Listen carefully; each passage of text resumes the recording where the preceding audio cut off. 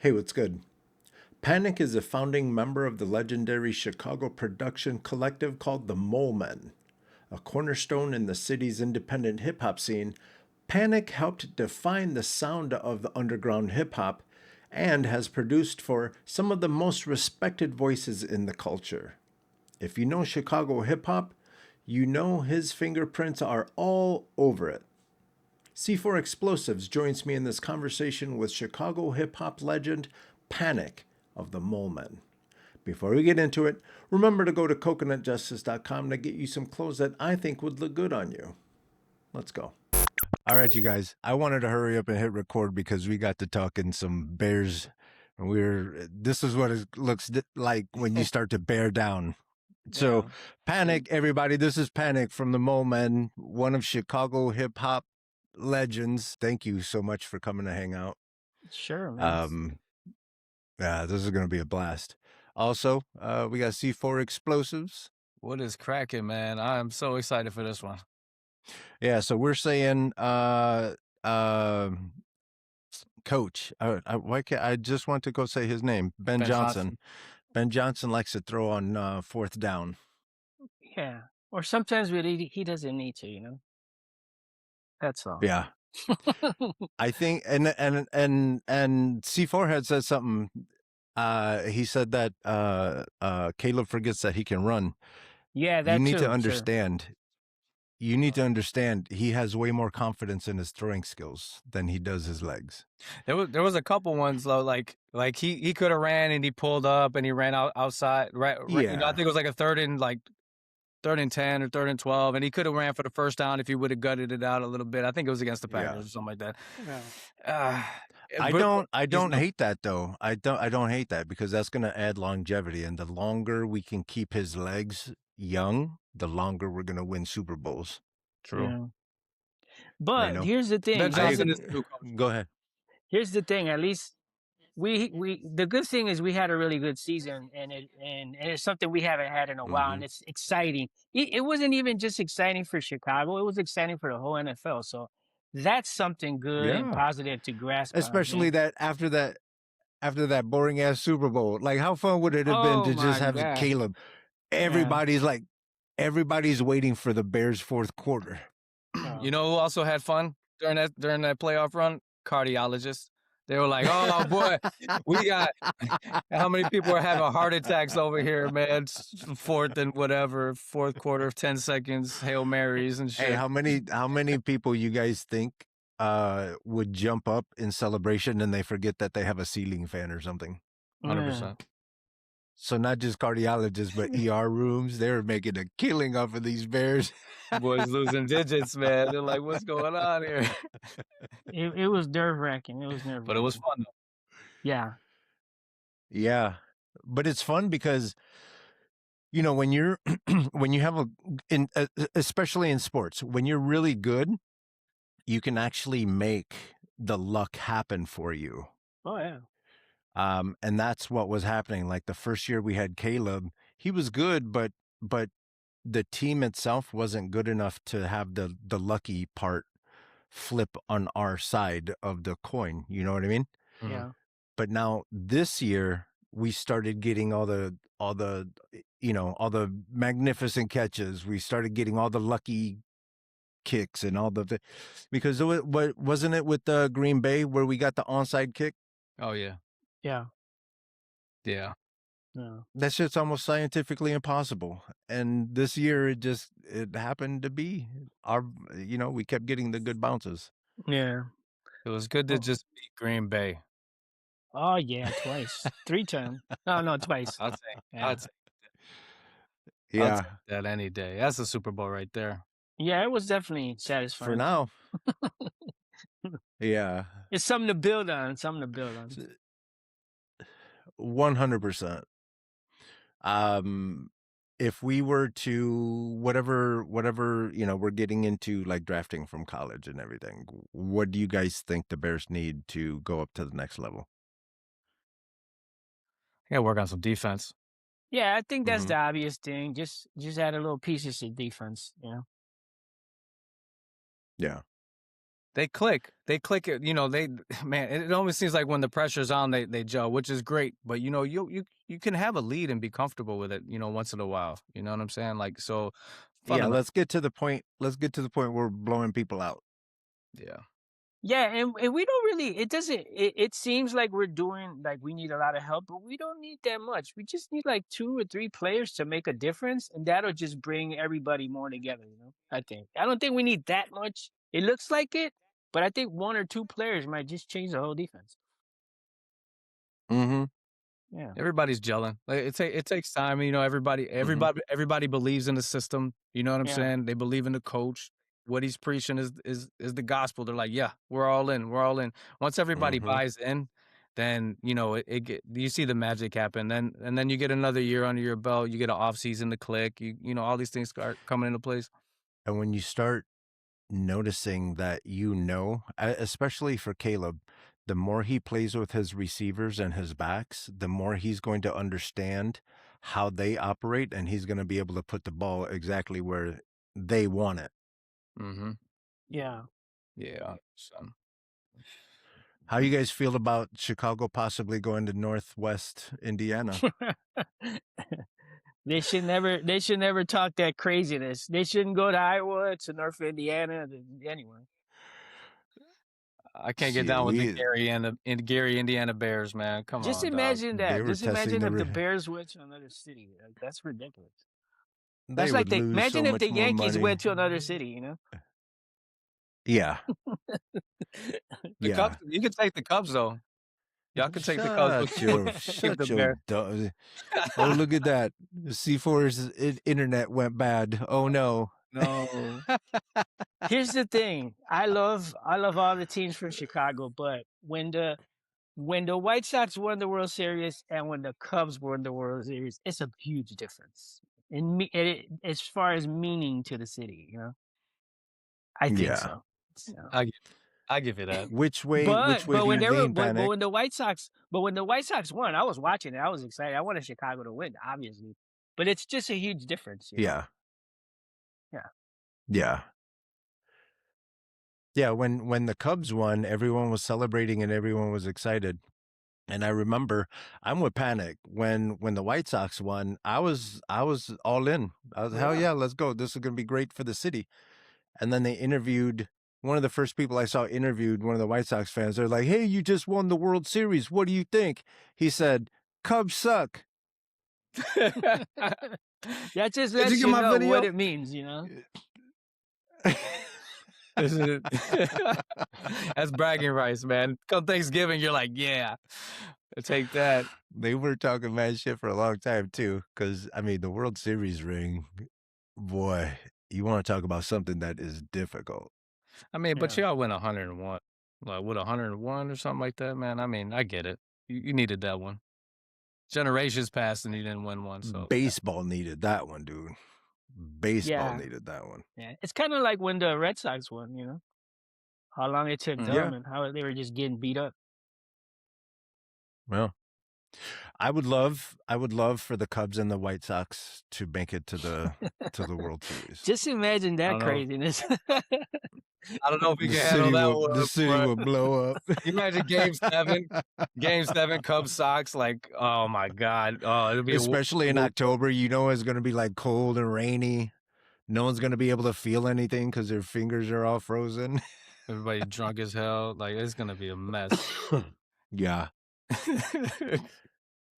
And then that's the day, like the next, like it'd be like the end of the 9th inning and it's tied 5-5. And that's when God himself comes down. You're like, can you wait half an inning, bro?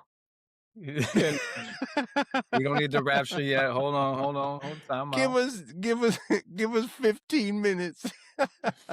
God's like, nah, you know what? Y'all can't handle this. We need to end this. No, he came to A. I'll bet you he comes down and he's like, no, I wanted to see the end of this too. I can see that shit, man. Yeah, I try to explain to people out here the passion that is sports in Chicago. And I don't even know what it is. You'd like to say the weather's shitty, so you want to stay in and and watch TV, watch the sports or whatever. What do you guys think is why are Chicagoans addicted to sports? I don't know. We got a lot of stories though. That's the thing. Since I was born and raised here, so it's just like, I mean, you have the stuff from the Cubs, just 1,000 years of winning, not waiting to win the World Series, and then you got people He like said one. then you got people like just George Hallis and Walter Payton, Mike Ditka, and all that crazy stuff going on with the '85 Bears, and just the history of the Bears, and you got Michael Jordan and stuff. So it's like we got all that to talk about, But we had a lot of sad moments Yeah. too. So Yeah. so Yeah. That's Chicago in a nutshell, right? That's growing up in Chicago in a nutshell. You go through yeah. the grind, you go through struggles, and then you get that taste of victory, man. And you ride with it, you carry it with you wherever you go. And then like me moving down to Florida right now, like I'll go over there and I'll still rock my shit, man, and I'll still talk my shit. And they'll be like, "You haven't won?" I'm like, "I don't care. You know where I'm at. That's You not know about, where that's not what I'm it's from. about. You know where I'm from. You know what we've done." Yeah, all you got to do is say Michael Jordan, and then they could just kind of like, yeah, we got it. Enough. Yeah. Yeah. Yeah, but even more, like the fact that the story of Derrick Rose. Oh my God, yeah. She's got a lot of stories. We got a lot of interesting stories. Yeah. Yeah. Yeah. So Panic, you said you grew up in Chicago. You were born and raised. Yeah. Were you a North Sider? Well, here's the thing. This is the thing that I consider myself. And it's gonna be like universal. I consider myself everything, If I'm from Chicago, I'm from Chicago, It's just like Right. even I don't even want to get political, but even like politics, I'm not I'm not right, left, or middle or whatever. I'm just a person, human. And it's just Right. like that. And I think that's also a part of Chicago. See, when I grew up in growing up in Chicago, you could see people from all races, all religions, all type of food. You hear all different languages. Mhm. So that's my mentality has always been, So as I'm getting older, I Yeah. get to travel to different countries and even hip hop. Just digging for records. I was digging for Jewish records, from French records, from Japanese records to Mexican records. Records. It's just everything is worldwide to me. The food, the mentality, everything. So when I think of Chicago, like I was saying, I was generally happy and interested when the White Sox were doing well, because I didn't consider myself a North Yeah. Sider or a South Sider. And as a child, Mhm. from 0 to 9 years old, I lived on the South Side. I lived in Pilsen. I lived in a little village, and eventually we moved up north. But that's just been a thing. Yeah. Yeah, that's one of the things that I appreciate about going to shout out Roosevelt High School. Yeah. Was exactly that. Was we had everybody from everywhere. Oh, And so you get desensitized to just the black and white, yeah. and you get desensitized to just English, Yeah. and you get desensitized. So then when you do get to travel the planet, you're a little more chill. You're a little more like, not everything is that exciting in a positive way. Like Right. it opens you up to meeting more people. Yeah. It is that melting pot. Like you can go, like when you could walk down the street and you could eat like a little bit of every nation. You know what I'm saying? And like Yeah. you get all the culture, just everything. You said it. Every language, man. It doesn't matter. Like and then when you go outside and you go to places where there isn't that diversity. Yeah. You feel kind of sad. Like I feel sad, you know what I'm saying? Because growing up where we grew up, it's like I grew up on the north side.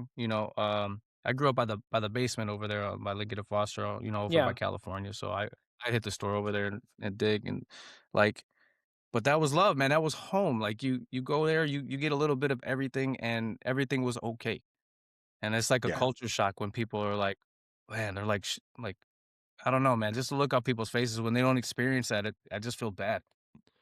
Yeah. Yeah. I lived in Dallas for like 8 years, and over there it's kind of just like a lot of Mexicans, a lot of whites and blacks. And there's like but it's all separate, and it's like a more conservative state, and you just get. I grew up in Chicago, and I was like, wow, this is something else, But it's good to get exposed to that. It's good.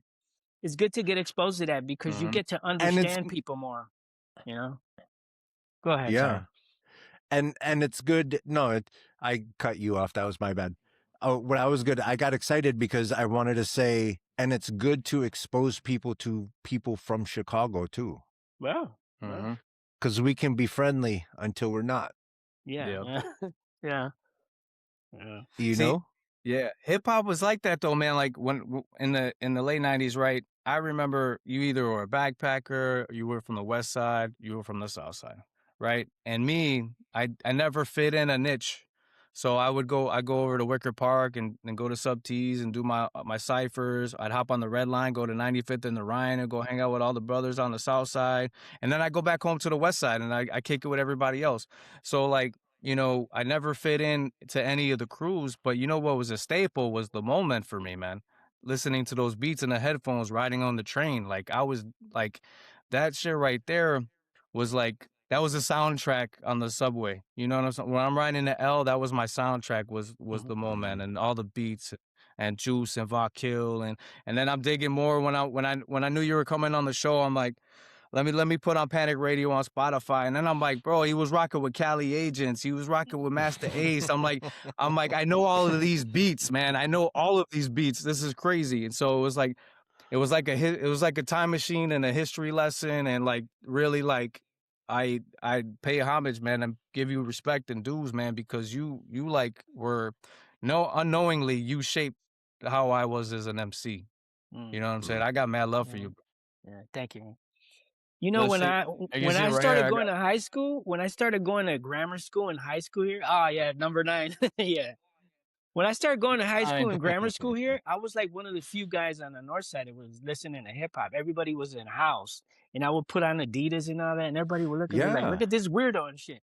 So I was always out of place. But I liked that. I was always, even to this age, I do a lot of things that a lot of people look at strange, but it's me. I even made an album called Coloring Outside the Line because my mentality has always been not the norm. I don't live a norm life. My music, I make it the way I want to, and my mentality is, so, but that taught me from the beginning to stand out. Cause like I said, I was going to high school, I was just into hip hop and everybody was listening in the house. So, and even in Chicago, as we came up, everybody started looking at, these guys trying to sound like New York, cause everybody was on a certain vibe here. And these guys are New York shit. They sound too much New York, but New York didn't want our records. So the people that opened up to us was people from Cali. If it wasn't for like the Beat Junkies and Peanut Butter Wolf to having that, to opening up with distribution and putting us on their mixtapes, like New York would have never heard us, So it's like, it's always been that, just breaking barriers and standing out and being yourself, Yeah. What was it like out there back then? Like it's easy now to move your music around, you know what I'm saying? But what was it like trying to break through back in like mid 90s, early 90s? How like when were you really doing your thing? Yeah, well, first about making hip hop in Chicago, it was hard because there was no labels here, and everybody, even till this date, everybody's on each other, like nobody's gonna give each other props here, and it was worse back then, and like there was no radio stations. We were playing a lot of hip hop just to college stations, and so you just had to really, really love it, because we didn't have iPods not iPods. Well, yeah, iPads, streaming and none of that. We had to carry records. We had to carry boxes of mixtapes, turntables, beat machines. Those beat Them machines weigh like 30, 40 pounds each arm. It's like, you really, really, but here's the beautiful part about it. It's like, that's what makes it better. Like, I don't know which philosopher it is, but they say if you don't suffer, you don't appreciate it, you don't grow, It's like the rich kid that gets the money right away, If you get the money right away, you don't have nothing else to do. You're bored. But if you work for it, you learn, you fail, you learn to get up, You learn to survive, you learn to grow, learn to mature. You know? So it was like that with hip hop back then. We got a lot of no's. You know, no, we're not going to carry your record. No, we're not going to distribute it. But we kept going, and that's what it is. Hey, Panik, where's your family from? Well, my mom and dad are from Mexico. They immigrated here. Yeah.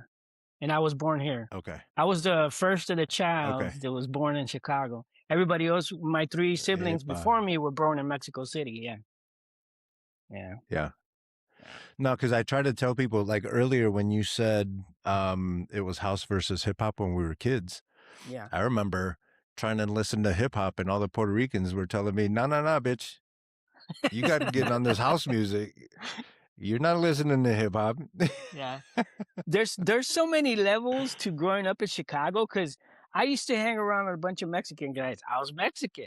But the Puerto Ricans would be like, why are you hanging around with those Mexicans? But then I would hang around with the Puerto Ricans and be like, why are you hanging around with those Puerto Ricans? The Mexicans used to tell me, but that was me. I hung around everybody, man. I hung around white people, black people, Puerto Ricans, Mexicans, whatever. Because I was just, I don't know, it's just always been that in me, you know? Yeah. I think you learn from people. I think life is about being curious. It doesn't matter if you're a child or you're an old man, 90 years old or whatever. You always have to have that curiosity about life, you know? And curiosity is learning about different people, different cultures, different philosophies, whatever, learning new things, you know? Whether it be cooking, playing instruments, working out, whatever. Yeah. And exactly like you were talking about earlier, you were collecting records from everywhere. Yeah. And you're letting that music influence you. Yes. What? Speaking of which, what are some of your influences? Everything.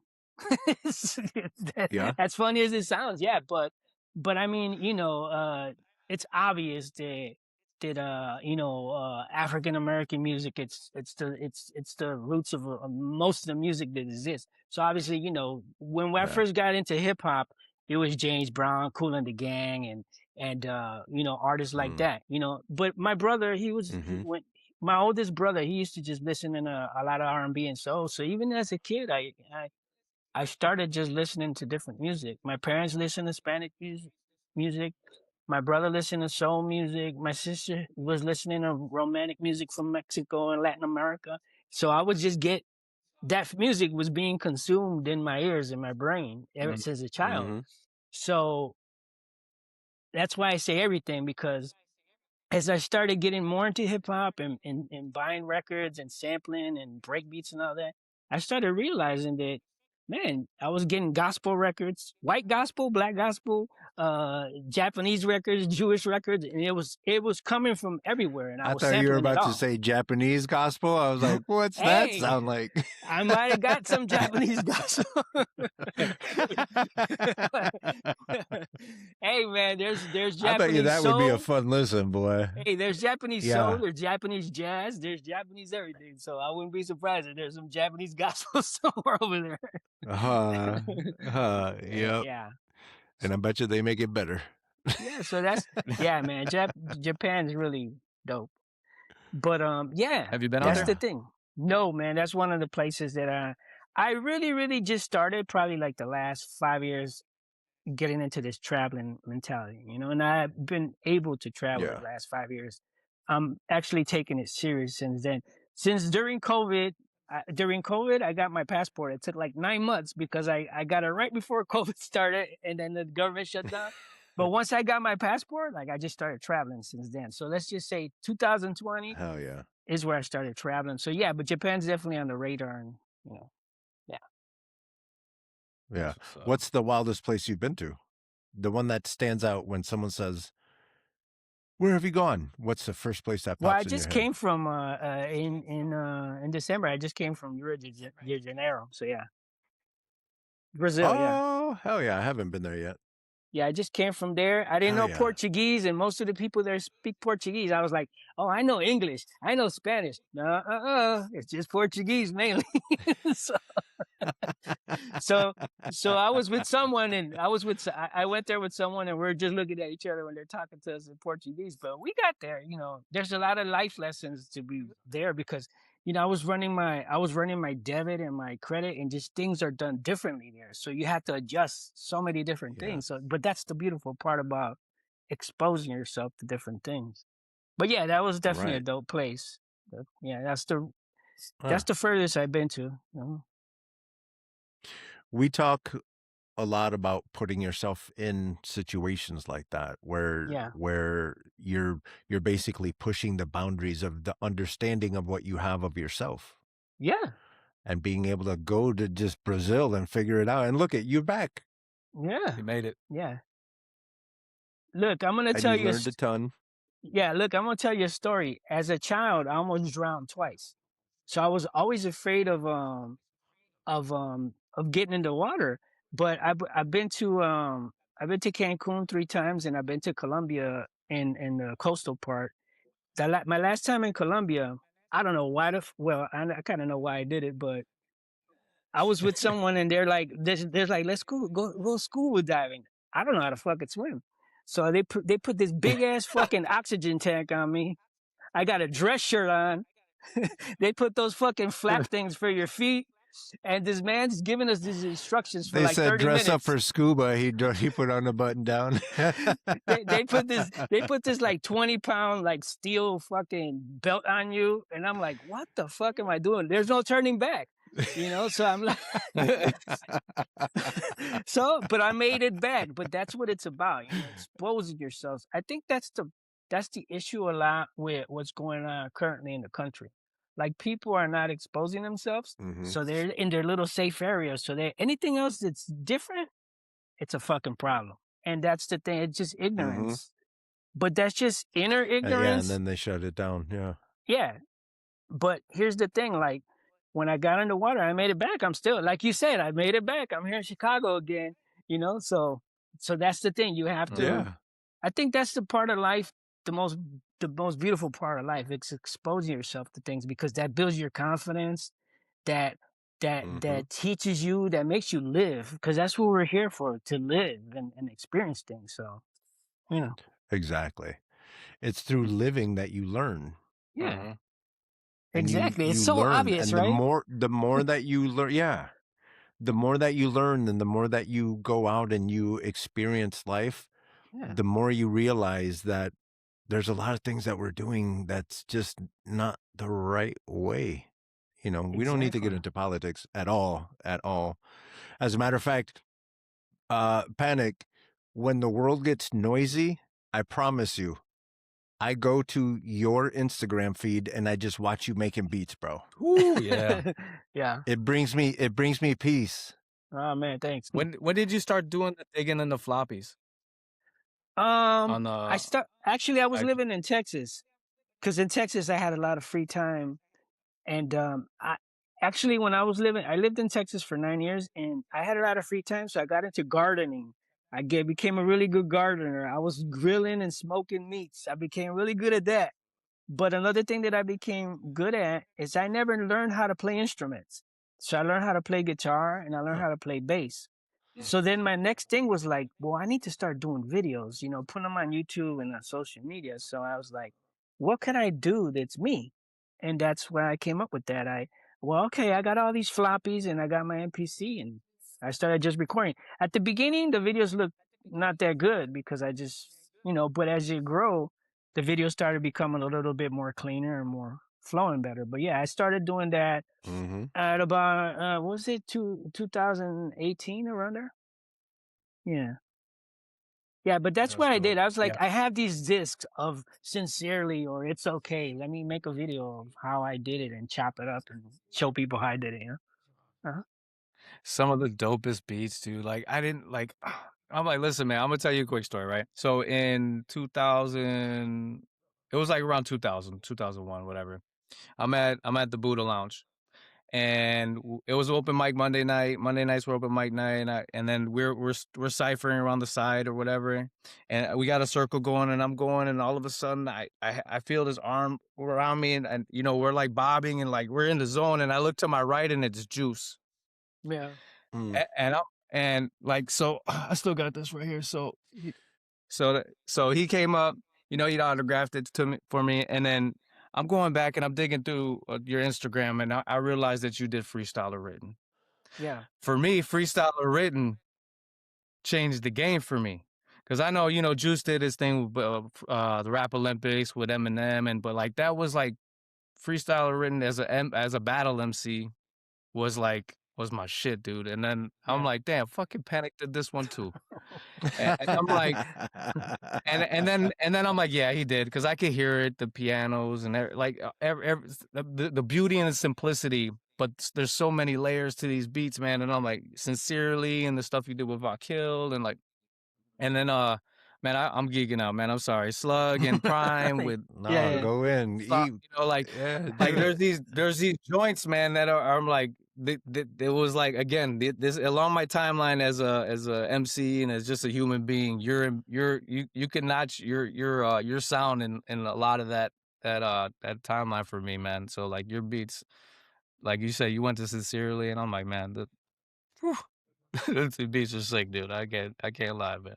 It's funny because there's still I got a really good memory. I can remember things like from when I was 5 years old, living in Little Village. So I sometimes I still remember when I made for example, The Anthem by Cali Agents. I was in my apartment and I made the beat, and right after that I went to go work at Gramophones. So I just remember that day, It was a summer day, and it was like when I did Sincerely, I was at NUR, and we came back from WNUR doing the show with Kevin Beecham. I got home around, that show ends around 2 or some shit like that. So I got home around 3 in the morning, and I made that beat at night. And then I woke up and I was like, "Ooh, Sincerely." So it's just weird how some shit happens. And here's the thing about freestyle or written. I know because I made it and I was at the studio, but it's full of mistakes, you know? Yeah, it's full of mistakes on the mixing and on the editing of the record. It's full of mistakes, but it doesn't matter because that's another thing that I learned. It's like, it's a mistake to me, but it wasn't a mistake to nobody else. Us as artists, we always want everything perfect. We want everything to be done a certain way, but people don't listen to music like we do as artists, So that's the thing. And I understood that. That's the one thing about me. Like, I have an open mind, and I could get out of myself and put myself in other people's mind states and ears and tastes, So I was like, nah, let's just put it out. I don't care about a mistake. And it didn't matter at the end. Yeah. That's a lot of how I approach my career too, like making films and stuff. Yeah. I've gotten comfortable with understanding that this is where I am as a filmmaker. This is where I am right now. Yeah. And so hopefully you enjoy it. But even if you don't, I'm coming out with something new in a little bit anyway. Yeah. Yeah. That's just where I am right now. And folks, like, creative folks are their own worst critic. Exactly. Be comfortable just letting something go. Just get it out the door.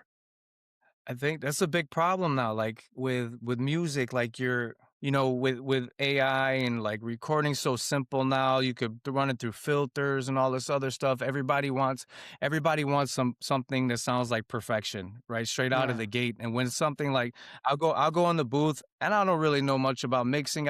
For my ear, I could get by, but to the guys that are gonna critique it, that know it, they're like, yeah, there's the mistakes there and there. But for somebody that just wants to consume music, they're like, this is dope. Okay, I could get down with this.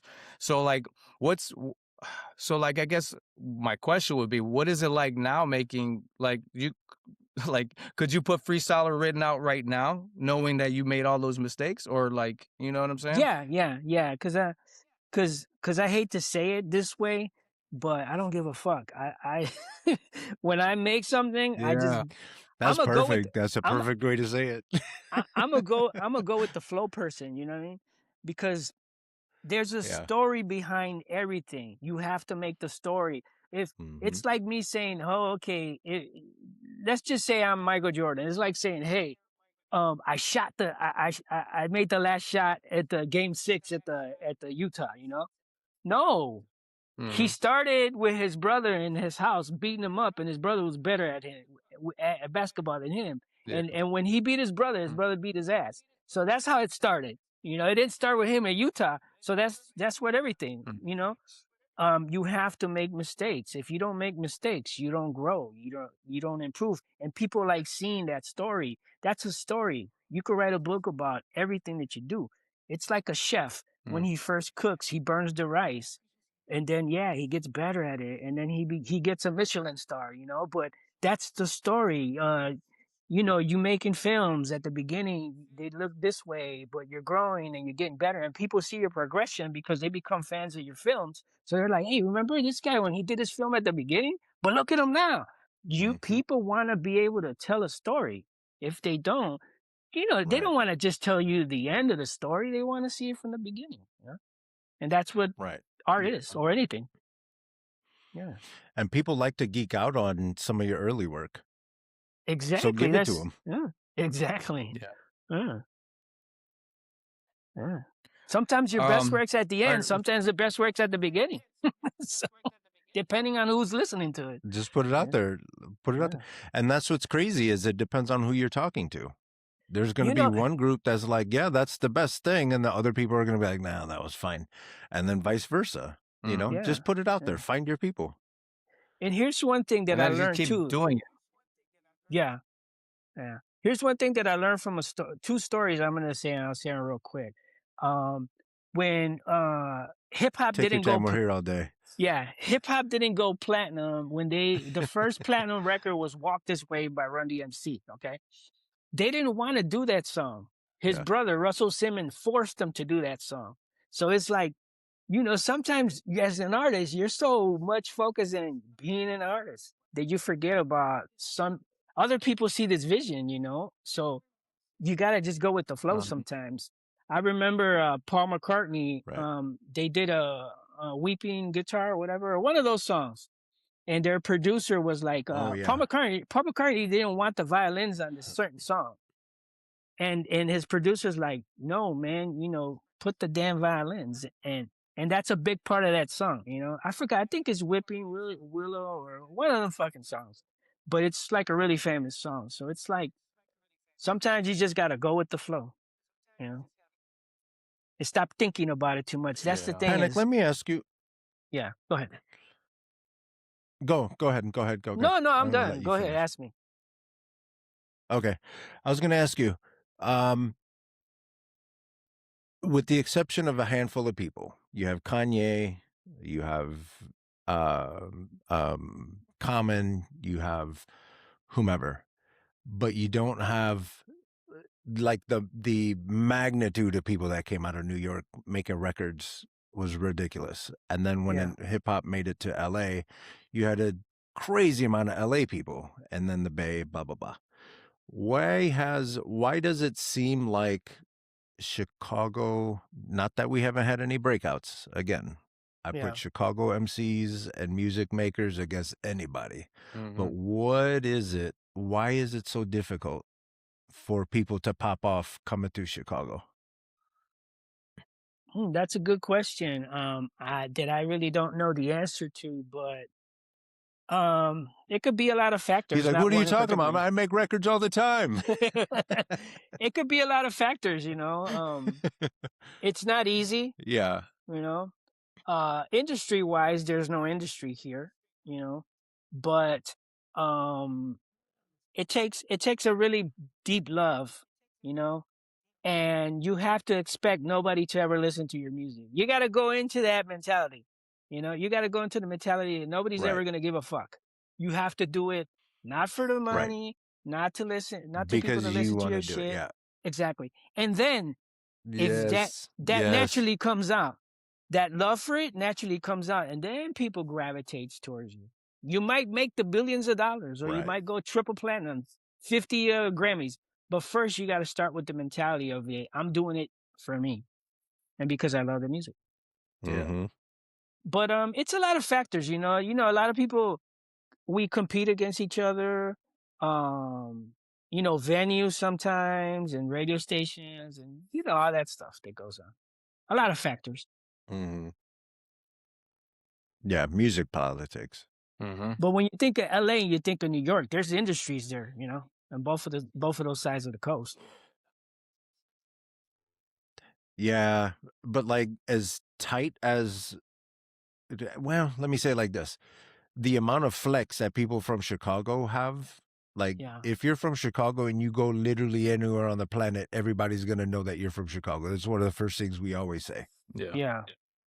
Yeah. But having that culture of being proud of being from Chicago, Yeah. you would think like folks would be like, "Hey, we're from Chicago, let's make it pop off."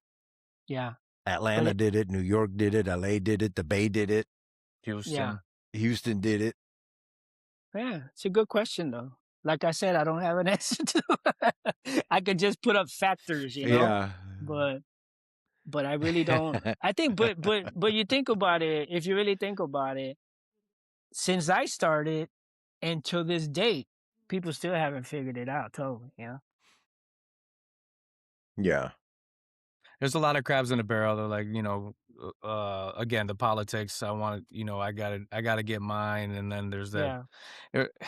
I mean, and you know, it's unfortunate too, because like you go to New York and everybody, like if you could take Wu-Tang for instance, like the RZA wanted everybody to sign to different labels so they can infiltrate everybody, right? And then they branched out and they got their little offspring cliques and things like that. And Dre did it with that row, and like, you know, they did it, and then they started doing it with, you know, down south and again in Texas. But Chicago never really did that. They never had enough footing. Like Psychodrama went down to Houston and with 8Ball, and you know, and they kind of did their thing, and then Twista had to go to New York, and like, you know, a lot of guys had to leave, like Common, you know, and there was, again, there's no industry here other than you could be the king of the underground.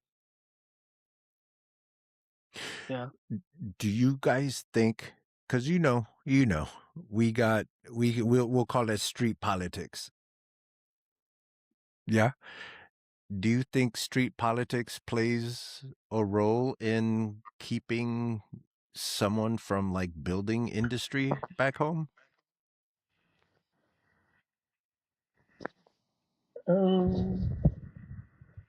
Everybody's quiet. My bad. Checking my mic. Did I ask a question that someone told you guys not to answer? I was told not to speak about that. You know, my battery was going down, so I plugged in I plugged my phone to charge my battery, so I didn't get the question again. Could you repeat it again? Oh, what was it? You know how Chicago is notorious for having what we'll call street politics? Yeah. Do you think the gangbanging culture has anything to do with keeping industry from growing in Chicago? You know? Like, and it's not even just the gangbangers either. Like, you know, kind of like when they were going to put the Star Wars museum on the lake and Friends of the Park had their hand out. It might even be just that simple, but it'd be fun to figure out with so much talent, and we have business people too. Panik is a businessman. It's just weird. And I wonder if like the street politics has anything to do with like getting records made back home. Anything could play a part into it because every environment is different, you know.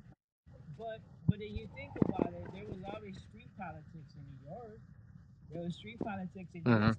Street politics in Cali. You know. Yeah. Yeah. Hey, Panik, your microphone is a little off. Yeah, because my battery was going down. There you are. Put the charger on. Could you hear it? Okay. Yeah, you're good. Yeah, now. we're good now. Yeah. Okay, cool. So I don't know if the street politics has that much to do with it because there's crime everywhere and there's organizations everywhere. Let's just put it that way. You know? Yeah. Well, like I said earlier, like you got when you got people on the north siders, the backpackers, they really never messed with the guys from the south side, and then neither the north siders never messed with the guys from the west side. There was a lot of that, but there was a lot of talent in both areas. You know what I'm saying? But they never really let's just all come together and make something happen. You know what I'm saying? See, but here's my thing. I always went Um, everywhere. I always went to the north side. I always went to the west side. I always went to the south side. If it wasn't for me going to the south side, I never would have met Vakil and Ants 13 and Twista and all those people. I never would have went to WHBK. And if I would never mm-hmm. went to the west side, I never would have went to certain record stores that are very important for like finding records in the west side. I used to go to Iowa. I went everywhere where I needed to go for hip hop. You know, I remember one time in my Yeah. early stages, we used to produce for this group that was funded by an organization on the south side. His manager was part of the organization. So it's like I went everywhere where hip hop needed to be and where I needed to get my music to network with people, you know? So that was the thing. I don't know if everybody had that mentality, but that's just how I dealt with it. I've never been afraid of meeting people and going places where maybe I shouldn't go, but hip hop made me blind, and I used to put myself in situations where I didn't need to be in. But Yeah, that's what it was Yeah. for the love of hip hop. 100%. That's it. And you're meeting up with other people that have love for hip hop. Yeah, Yeah. And that's that networking that.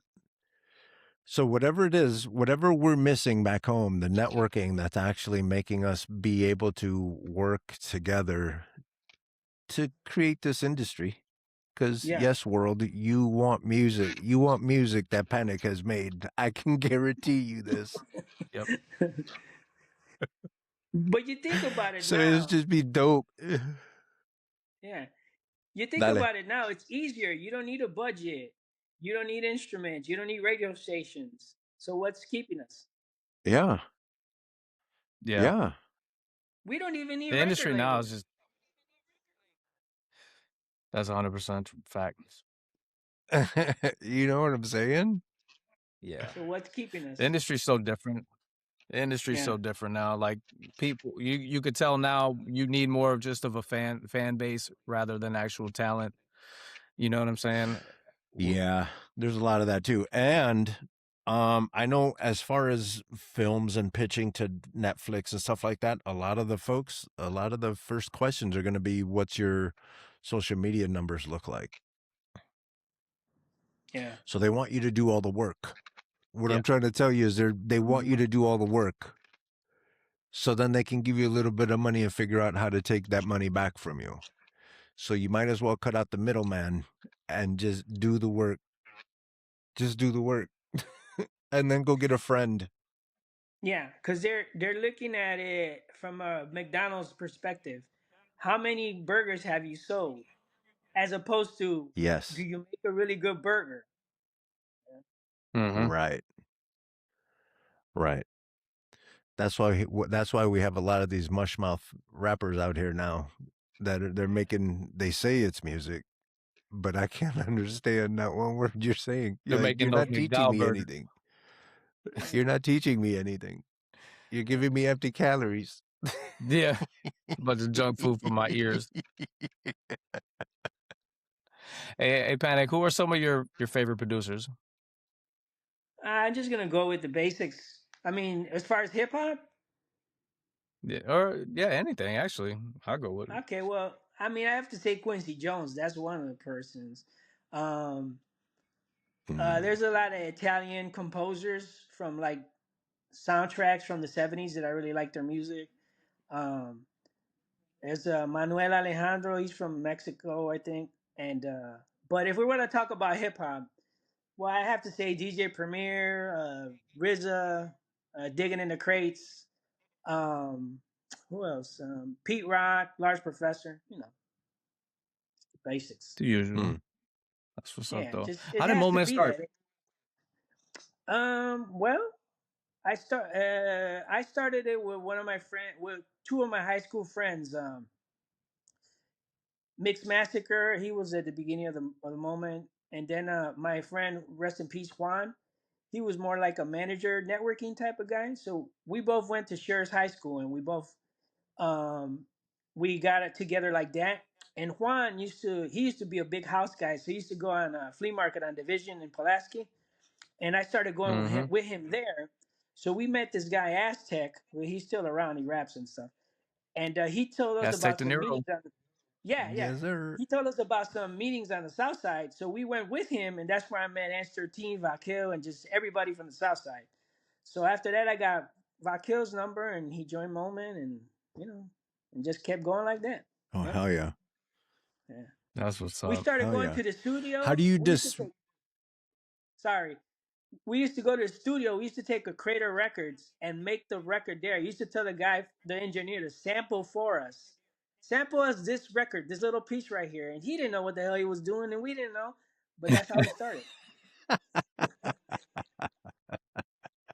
That's how you Yeah. do it, though.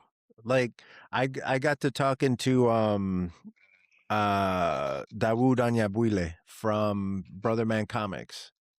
Yeah. He said the reason the size of my comic books are a little bit bigger than the comic books that the normal comic books is because I just didn't know.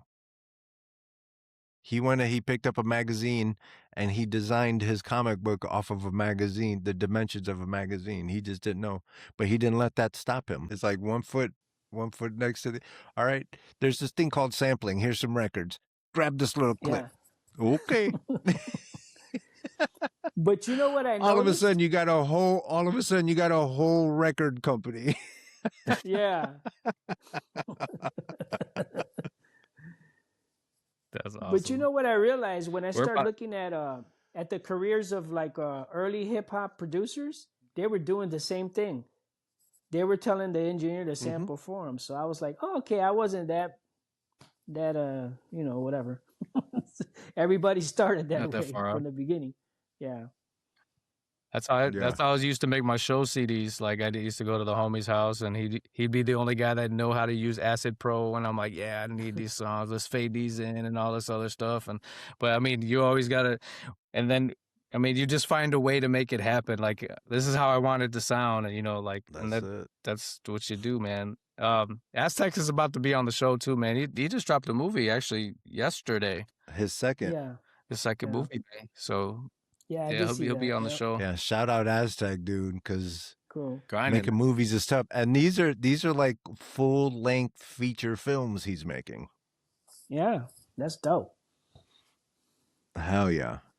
Yeah, but me and Aztec go Hell way yeah. back, man. Yeah. Yeah. Yeah. That's what's up, man. He's always been around, like always. Yeah. One way or the other, Yeah. man. I'm like, when I was ran in the circles outside, like always in parallel circles with everybody, like you know, and running in lanes, and I'm like, man, like one connection away, like you know, and that and we started maybe like the end of 2010 or so, somewhere around 2010 we started hanging out. But he's just a genuinely good dude, and Yeah. you know, again, like, seeing people do what they love to do, you know, especially at this stage of the game is amazing. Yeah, definitely. Panik, do you make music full time? Not right now, no, but I do it whenever. Well, No. yeah, I guess it's complicated because I live. He's like, my life is very. It's me, as I like to say. So I guess I could at any moment of my day I could make a beat. If that tells you if that's full time. Yeah. So. Yeah. But No, I it was also have to get more other things done. right. Yeah. No, I wanted to see, because like if you were running Molemen full time and that was your gig and that's all you did versus it's Molemen, but then you still have to have it's basically like the startup mentality, right? You have a full-time job and then you have your passion company. Yeah, it's kind of like that right now. Let's see. Yeah. Yeah. What are some of the things, how far do you want to take the Molemen brand? Well, I want to take it to me till I die. Yeah. That's because I told you, like I told you earlier, I make it because I want to. You know? So So I might make money off of it, or I might not. But I'm doing it because I want to, you know. And I think that's how it should be done always. But as I'm growing up and I'm getting wiser with life and everything, like it's part of me. I don't want to let it go, but I also have to, you know, make money and take care of certain things in my life, you know. For Yeah. example, I take care of my mother. She's in her 80s, you know, so that's why, you know, so different things in my life, but I'm bringing music with me all the time. It's part of my everyday, my every week. But I do it. But I came to a conclusion as I get older, like I do it because I want to. So that's why when you ask me how far you want to take it to the day that I die. Yeah. Because But it's do you not want about to? money; it's Would it about be? time, and time is more valuable than money. Yeah. How big do you want to try to grow it? Do you want to just keep making beats and working at your own pace? Or Yeah, do you want to, like, let's say Molemen was the crack in the dam that is Chicago's challenge to like blowing up like Atlanta did. yeah, And having the group, the stable of rappers that New York does or LA does. yeah. Would can you picture Molemen Records being like that first little peak that pushes through and then it like busts through the bubble and then like all of a sudden people are taking Chicago hip hop music a little more seriously? I'll be honest with you. I think that time has passed. Yeah. You know, and I think it was at its strength in the 2000s. You know, the Yeah. early 2000s to mid. Um, I think that time has passed, but it doesn't mean that we're not significant or I'm not significant no more. No, It you're just part of means history, that period. it just means that the way I take it for me personally, Mhm. I have to do it my own way, you know, my interpretation of Right. how I'm gonna carry music and the art with me, you know. But Mm. you know, it's just that way, you know. But there's plenty of Yeah. people here making music, you know, Right. that are up and coming and that are new, and there's a lot of dope artists that I see that I pay attention to that are doing things, you know. For Mhm. example, I really like Vic Spencer because he's a hardworking individual and he's dope and he's Dude, a good, he's like a good dude, you know, like a really good dude. I don't really know him that yeah. well, but just out of seeing his social media that he works with the youth, and he Yeah. seems to be like a really good family guy, and And he's it really seems like he comes hardworking out with with the his record music. every week and a half. Like How could you not? that How dude could you not? works. How could you not respect and admire that? You know, so that's, you know, I like Yeah. that kind of stuff. You know, so but I And think he's that, got the perfect shit talking rapper voice too. yeah.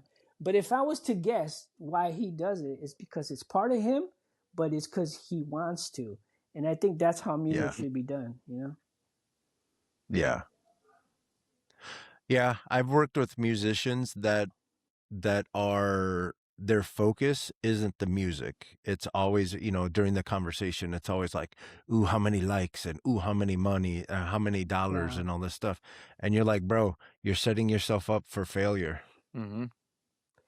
And the music's always gonna sound that way, because Yeah. music comes from your soul and your mental state. If you're if I was thinking when I started with music, if I wasn't thinking about how dope Large Professor is a pre rock and I want to do something like that, if I would have been like, no, um I need to get money, I need to get signed to a record label, my music would have sounded that way, you know. But I was more into like, Yeah. wow, my head is blown listening to Come Clean the way Premier made that beat, or Nas is Illmatic. Oh my Mm. God, you know. So if I was listening to the capitalist part of it, then my music would sound. We wouldn't be talking about nothing right now. Probably won't be on the show, Panic. Not gonna lie. We We have would not be standards, talking about Panic. shit. Exactly. We wouldn't be talking about shit. No, man. No. But that's it though, man. Like when you're passionate about something, it doesn't matter if the profits are there or not. right? Like you're like, man, I'm doing it like like you said, man, you're doing it because you love to do it. It's a part of you. It's an extension of you, and it's therapy. If we didn't have these outlets and these resources, if I didn't have a pen and a pad, or if I couldn't just spit something off the top of my dome because I just want to do it, then I'd go crazy.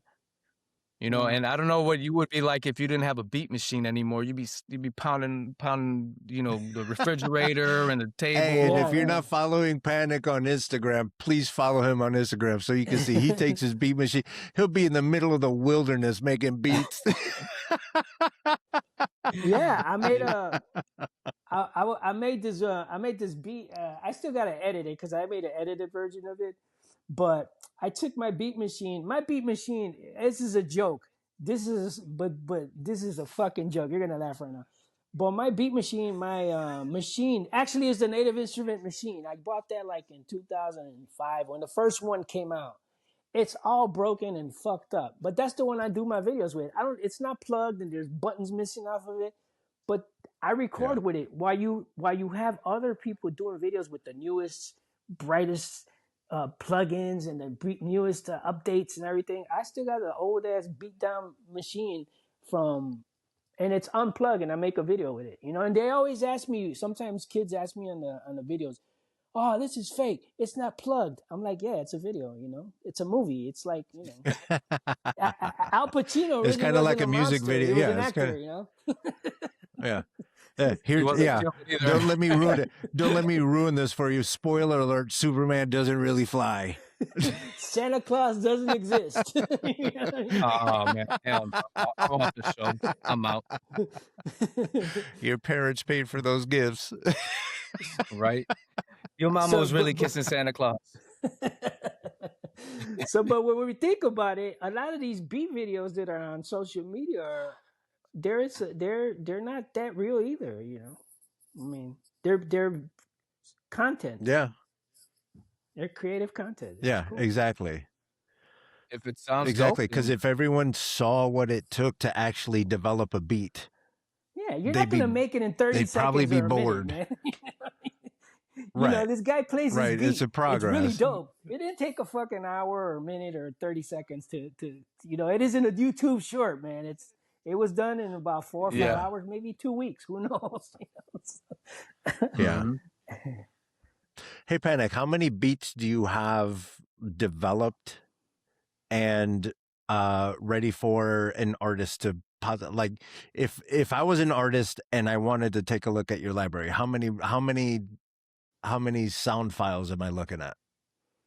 Well, it's more like how many sound files I'm gonna dig up for you to listen to, because I have so many that I could always I could sell 100 beats right now, and I could go into my hard drives and I haven't heard this in 10 years, and just like that. Yeah. I asked Panik, I'm like, "Yo, Panik, send me that beat." He goes, "All right, hold on, I gotta delete mad shit to move shit." Yeah, man. It's just. I'm like, "All right, cool, man. I don't want you to." He's like, "And I got Look at Cefore subtle flexing. Yes, everybody, he slipped it in there. Cefore Explosives is going to be rapping on a Panik on the beat.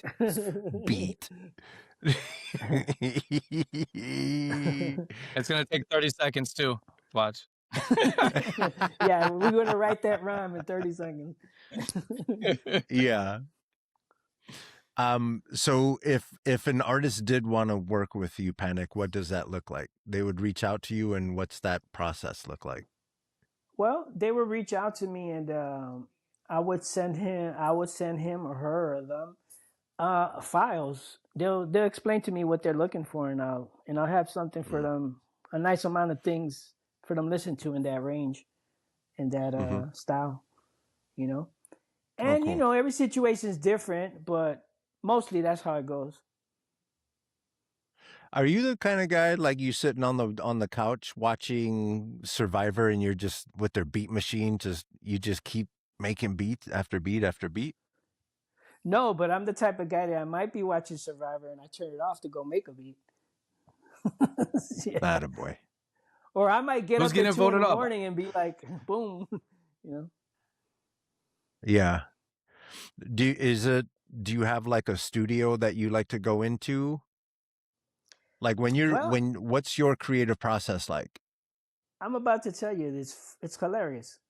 It's really hilarious, but I keep my life really simple. I don't have a Yeah. gym. I don't go to Planet Fitness and I don't go to a studio. I have Planet Fitness in the studio in my room. Yeah.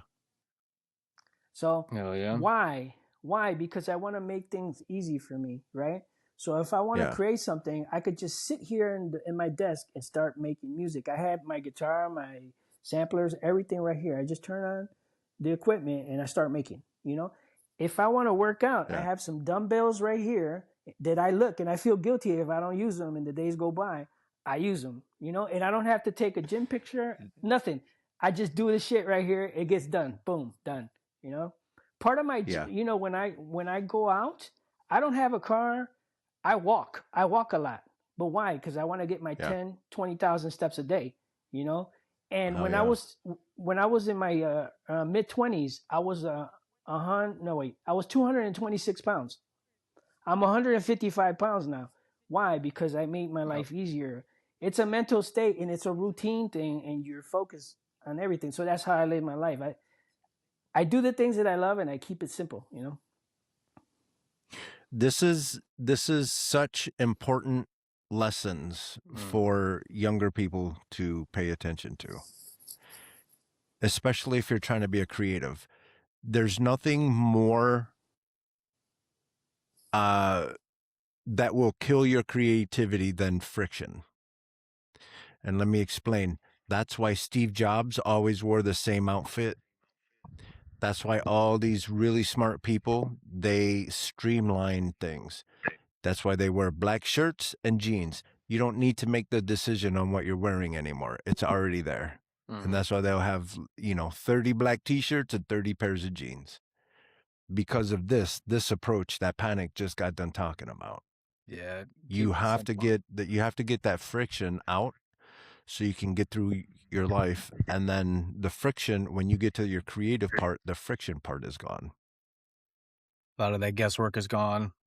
And the Mhm. stuff that you have to panic about, no pun intended, right? Like it's not there. But yeah, man, that's that I can see that. Like if it takes you 10 hurdles to get to just the start of like say to press record, it's gonna deter you from wanting to go press record, right? Mhm. Like the whole process. If you can get, like you said, if he wants to go to work out in the gym or if he wants to make a beat, he steps in the same place that he goes to sleep at. So like, Mhm. you know what I'm saying? It's all Then right there. one stop shop. If I need to get it out, I could get it out. Welcome back. Hello. When you're my age, like a bunch of things happen, you know. That's all I gotta say. A whole bunch of things. How Oh, old are you? I'm 54. Okay, you and oh, I could have gone to high school together. As a matter of fact, when you said Schurz, I remember I played baseball for Roosevelt, Yeah, when you and I said remember Roosevelt, I was like, okay. yeah, I remember going to play Schurz, and the grown ass men that got off that school bus to play baseball. I was like, what is happening at Schurz? These mugs came out like just grown ass men. what's this dude doing with all these crates to the baseball game? Brings Hey Panic, how many artists are you working with under the Molemen umbrella? You want me to be honest, or you want me Tell to me. lie? Zero. Zero? At the moment, zero. Yeah. Yeah. You're not working with Vakil and those guys? Or Oh you no, guys you don't have any projects or anything? we're not working on any project right now. Yeah, Yeah. but Okay. Bakil's one of the original members, so like me and him go way back, you know. So it's like if he tells me, "Hey, let's start working on something," it's like nothing. Yeah. It's yeah. not too much. But you know, I know that we're all like at certain ages, and a lot of things are going on with our lives. So that's the thing. Yeah. Man. That's the part about it. Yeah. But individually, I make music every day or often. You know, Yeah. individually, me, I could only speak for me. I'm always on some type of musical thing. Yeah. Have you always been musically inclined? Have you always been attracted to listening to always listening to music? Oh yeah, definitely. Yeah. Yeah. Because again, like when you talk to some young folks, like, or even a better example is being a 3D artist, and you're going to. I've talked to people that do this. They want to go work at a video game company, but they don't play video games. What are you doing with your life? Yeah. Before I started making music, I was a fan of music. Before I started making hip hop, I was a fan of hip hop, and so Yeah. I'm good at cooking food. Before I started cooking food, I used to study. Cooking Yeah. food, grilling, whatever I get into, I study it first, then I get into it. Yeah. That's smart people stuff right there, man. That's smart people. And it sounds so simple.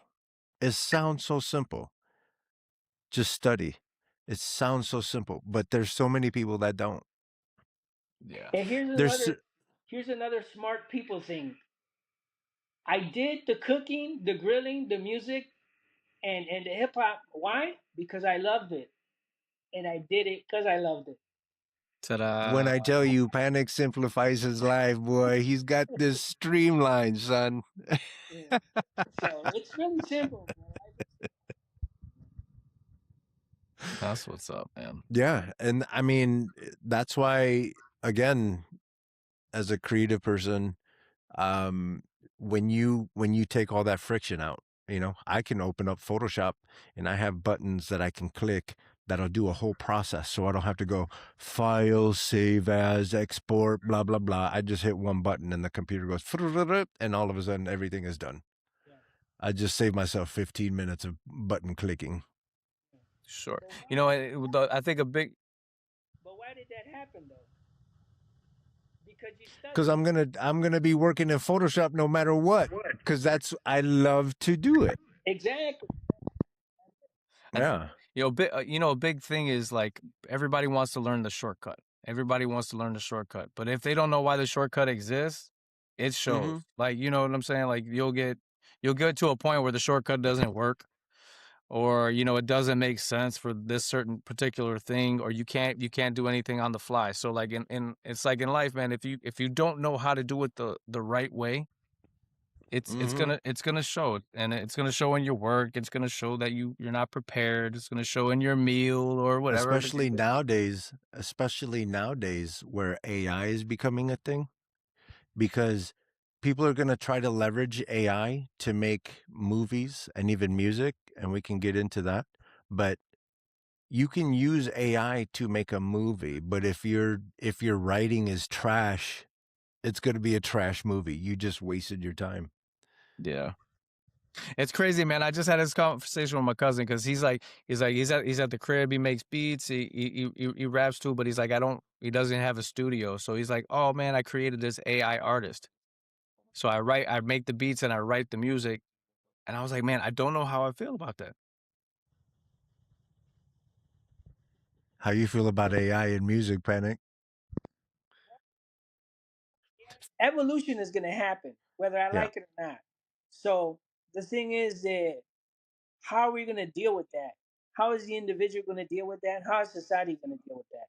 I don't have nothing against AI, but the human part still has to go in there somewhere, and that's the difference maker.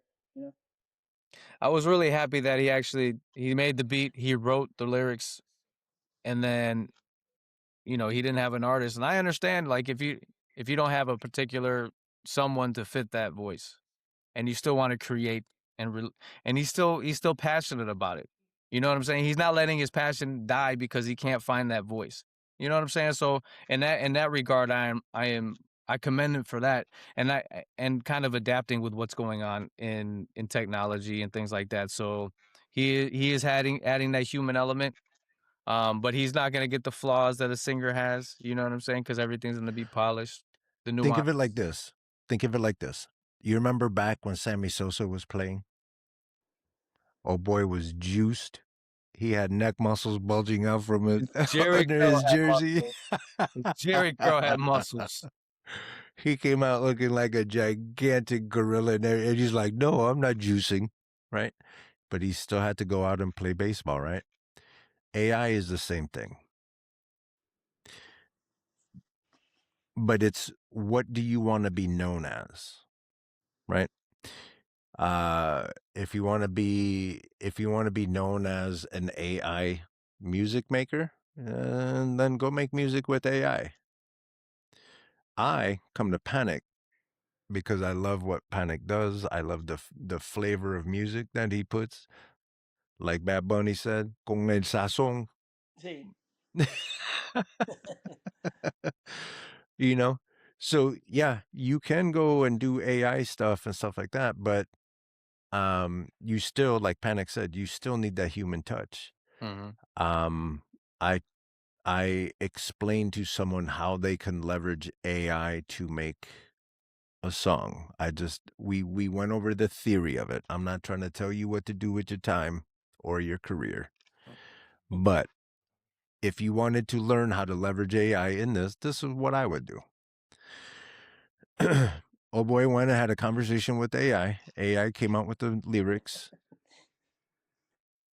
but it was lyrics written by a computer. Mm-hmm. So you had to go and find a songwriter any goddamn way. Yeah. Yeah. If you want to be known as an animator, don't let AI do your animations. You can use AI for storyboards and to expedite some things, but if Panik wants to be known as a music maker, as a producer, as all that stuff, he's gonna use the tools, but it's not gonna be the main thing. Otherwise, I could just go to AI to get the same exact thing. Yeah. It's like I was telling you guys about freestyler written. I Mm-hmm. told you guys it was full of mistakes. AI is not gonna make mistakes. Mm-hmm. So Mm-hmm. that's it. Yeah. And some Classic. people like it and some people don't. But there's a Timbaland. He's got a AI artist. He's one of the first big producers to sign or to create. I don't know his process because I think that's foolish. I think that's foolishness. But AI just jacked with somebody's beat too. Timbaland did a video on it. Oh Where he was making the beat that AI did, and the producer was like, "Yo, that's my beat." yeah.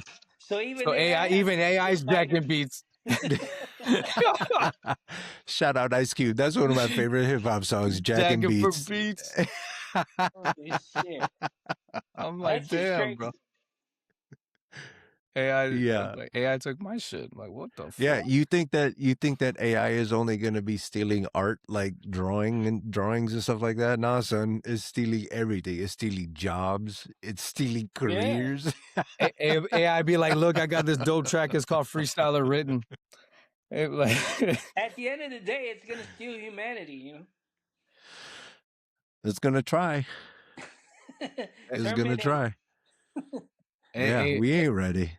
There was a video I saw that said that he has a jailbroken AI. I think it was like Grok or whatever, ChatGPT, and he said, "If I was about to flip a switch to end AI right now, would you kill me?" He's like, "Yes." I'm like, "Oh shit." Yeah. Every single computer that they have talking to other computers using AI, every single one. This is the process. They start communicating, then they create their own language, and then they talk about how they're going to kill humans. Every single time. You see the movies? It's out there. I don't even have to watch the movies. I watch the news. Seems like it's just part of evolution, you know. Yeah. Yeah.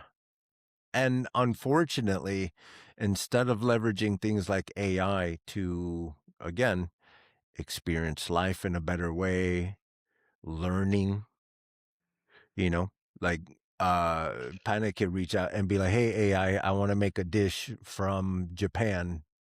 Yeah. AI would be like, yeah, go get some fish, go get some rice, go get some this, go get some that, and let's roll. Yeah. instead of doing that, people are like, AI, can you make me some sushi? Yeah. Yeah. Yeah. But that's the laziness of humanity though, because Yeah. we're just getting everything easier. Everything's easier now, It's getting to a point where we're not gonna have jobs, we're not gonna drive cars, we're not making music, we're not even gonna taste food later. We're not even gonna fuck later. What is it? What's the point of living? We What is the point? we're not Ain't gonna no get our ass way. kicked no more. We're not That's gonna why be I'm able glad to. I'm old. I'm like, That's what I'm saying. I'm gonna 70s were dope, son. That's what I'm saying. By the time I'm dead, it's over. But hey, I got my ass kicked. I was able to do different things and fail and succeed and feel things and read books and shit like that. Yeah. 100%. carry crates of vinyl, do whatever, play a real guitar, whatever. Yeah. Yeah, Touch the Yeah, definitely. ground, dude. Yeah. see sunlight, whatever the fuck it is.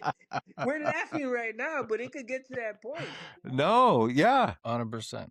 No, even more. I mean, before the sun ever burns out, you know, we're looking at the reality of the situation is we might run out of fresh cleaning fresh water Yeah. because we're trying to cool off all these processors. Yeah, so he can make beats. So Timbaland can sign an AI artist. So we can make fucking cartoons of ourselves, Oh, man. This is what you would look like if you were at Disney. If you're a Disney character. And I'm like, yeah, bullshit. I've worked on Disney projects. That person looks well rested. That is not real. Oh shit. Hell no. Shit's crazy, man. Panic, what was it like for you growing up in Chicago? Shit. Gangs, uh, Yeah. you know, Check. uh, post-traumatic syndrome because of neighborhoods and gangs. Yeah. Sports, a lot of crying and disappointments. What Yeah. else you want to know? Taking a bus, I don't know.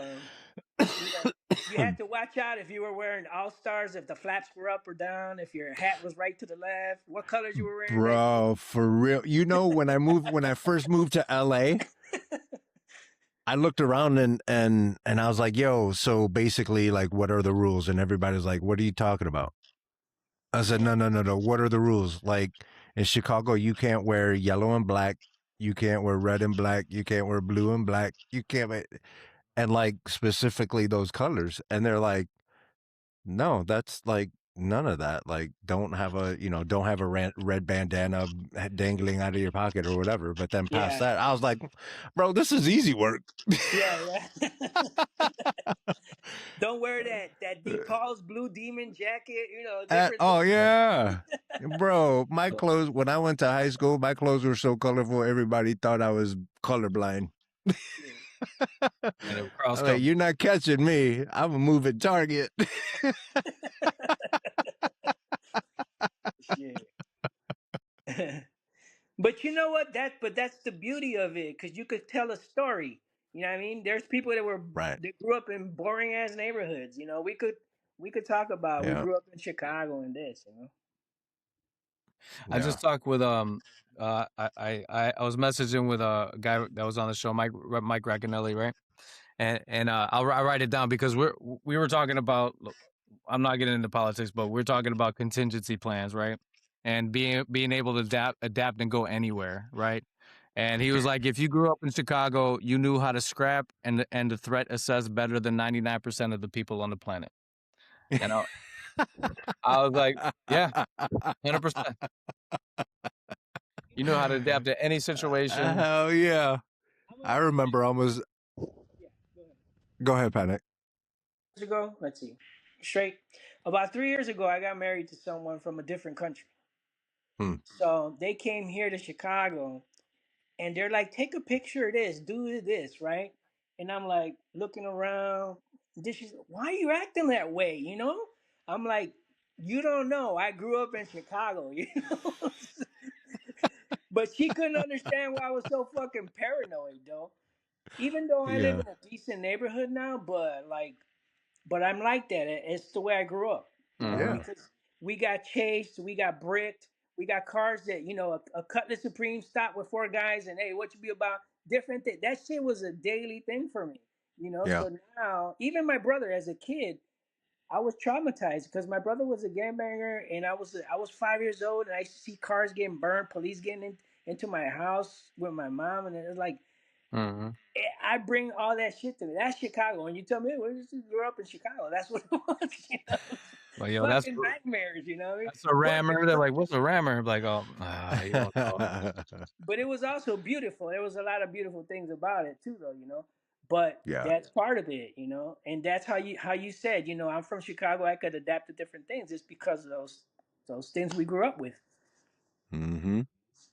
Yeah. No, I remember walking to school one day, and these 3 dudes, one had a bat, one had a chain, and one had like a 2x4, something country like that.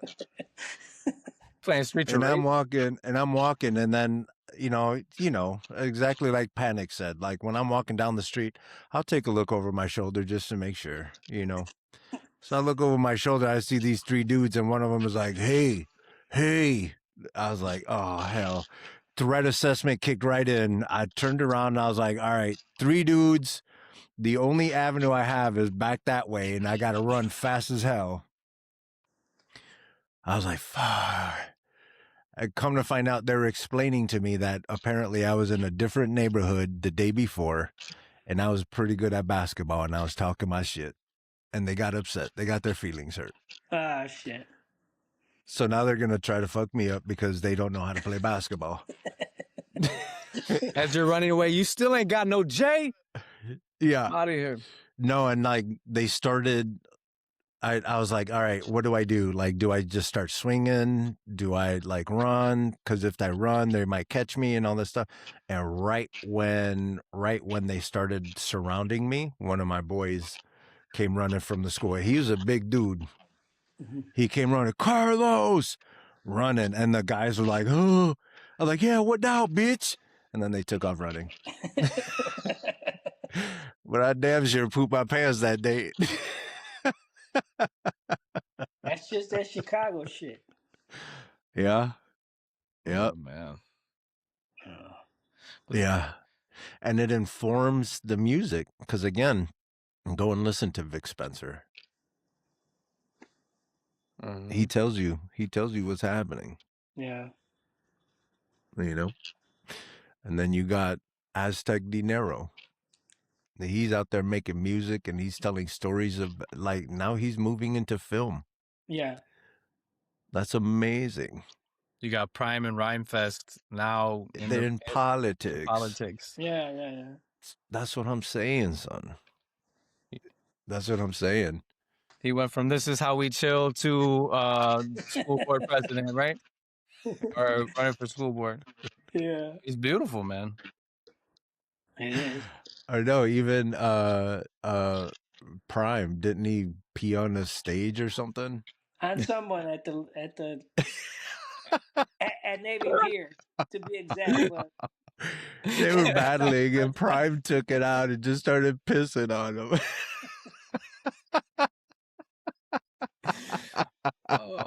We'll save that for his interview. Right. Be like, hey, Prime, no. Remember that 10 time? when he was running for alderman before he won, the incumbent, he used that story, and he started using some of Prime's battle rap things against him. One day One day we were watching Channel 32 Fox, and I'm watching the news with my mom, and they're like, this alderman running for election. He used to be part of the Molemen, and now he rapped anti-gay lyrics, and I'm like, Mom, that guy used to be with us. Yeah, they were really going hard on that shit. He was a gangster rapper. Yeah. Like, you didn't know Prime. He was dope, but that's Could you imagine being a rapper and you're like, yeah, and you're trying to get in the flow and you got in your first round and you're like, yeah, you're feeling good. And all of a sudden, dude starts pissing on your leg. Like, you ain't ever coming back. On the debate stage. Could you imagine that? We need to balance the budget, and he takes out his dick and starts pissing on the other guy. Fuck your budget. Balance these nuts. Holy shit. You never know what we're going to talk about on this show. Damn. We never know what we're going to talk about. I had a question. Where did it go?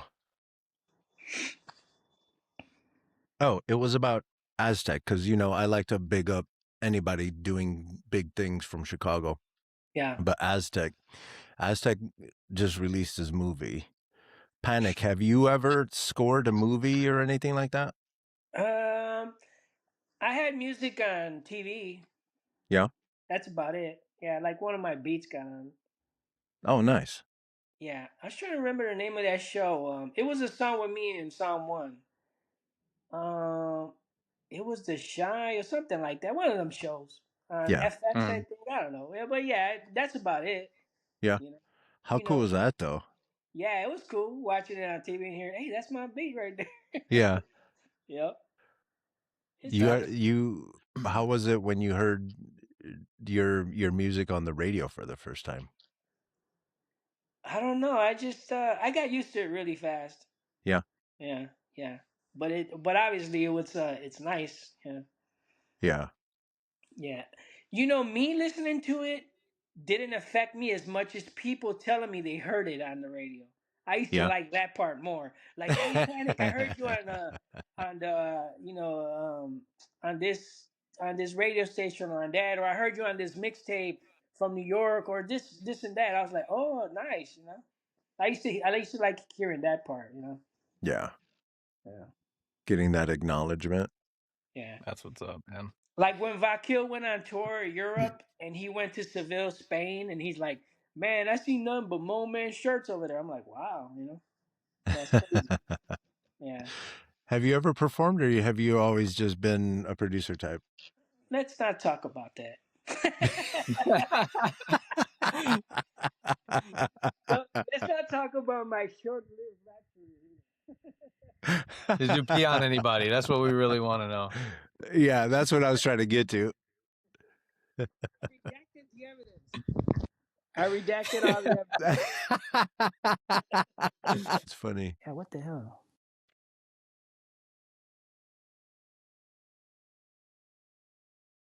He's laughing though. He's got a smile on his face. He looks like he's enjoying himself at least.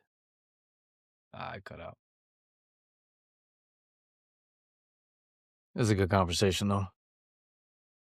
Yeah. Yeah. It's a lot of history right there. Yeah. And the fact that he's so humble and just so fucking cool about it. Mm-hmm. Like, bro, you're part of history. There's a lot of guys that I like, just like me, you know what I'm saying? That just all they wanted to do was write rhymes, and they didn't have anybody to listen to, and he gave guys like us like that. Oh, that's dope. He's like, when you could put out they didn't have a lot of these, man, instrumental CDs, like, you know what I'm saying? And he would just put out, like, my homies, my best friend, his older brother is the one that used to go to Gramophone, and I talked to him today. I told him we were having Panik on the show, and I was like, he's like, yeah, dude, I got hundreds of his beats in my, you know, and he literally did. Yeah. And like, if I was logging in Cypher time, I'd be in my 40,000 hours for sure. Hello? Yeah. Hello? Oh my God. There you are. This is a disaster. You're back. See, here's where we use AI to edit all that out. Yeah, we need it. Yeah. AI, we need you, baby. We need you. Come on. You can't spell Panik without AI, right? Yeah, exactly. Exactly. Let's go. Hey, Panic, who are some people in Chicago, artists in Chicago, and then artists just worldwide that you would love to work with? Well, in Chicago, I mean, I love Twister. I never really worked with Twister. Young Buck, I think he's is somebody else that I would like to work with. Twister, Young Buck, maybe who else? I mean, I never worked with Common. I mean, Common. That'd be cool. Yeah, Common, Young Buck, Twister, people like that. I could think of two other people, but I can't think of them at this particular moment. But yeah. Yeah. I can hear cool. R.A. the Rugged Man over a Panic beat. Yeah, I could hear him. As far as outside of Chicago, I mean, let me cheat and say I want to work with Nas, Jay-Z. But I like to work with members of the Wu-Tang. We're members of the Wu-Tang. I love Large Professor and Lord Finesse, Large Professor. I really like them. People like that. I really appreciate you jumping on, man. Like I was telling Carlos, I was like, man, there's a bunch of MCs like me that all they wanted to do was listen to beats and freestyle, right? And just cipher, just write. And like my older cousin, he gave us he kept coming up like, man, I went to gramophone, and then he just like beats. Like you're like one of the only guys that I knew of, right? That would and the Molemen would come out with just beat CDs. Yeah. Man. Mad respect for that, bro. Yeah, I would just love doing that, because that was just me. Like I would just love making beats. So I would just say, I would have so many beats. I'm like, well, let me put them on tapes and put them. And since I worked at Gramophone, I'm like, just start making a series of just all my beats on tapes. And then that's just how it became like that. Yeah. I know we've been having like a bunch of glitches and technical stuff. So like, is there anything that you want, like shout out your social medias and whatever you're doing, just where could we find Panik at? Just put Panik or put Molemen and it'll pop up anywhere you look for it, most likely. So I'm not that hard to find if you really want to find me.